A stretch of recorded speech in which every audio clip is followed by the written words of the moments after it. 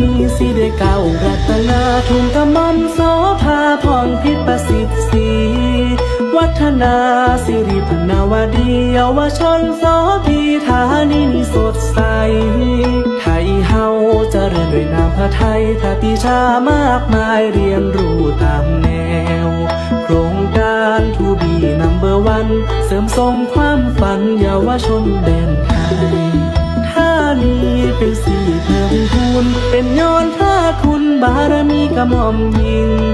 โครงการลูกแม่แอบอิงปวงชนข้านิ่งกรณียกิ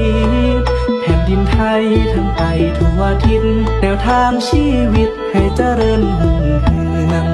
เนืองแส่สองจากชาวประชาขอเดชเดชาจากเทวาอวยชัย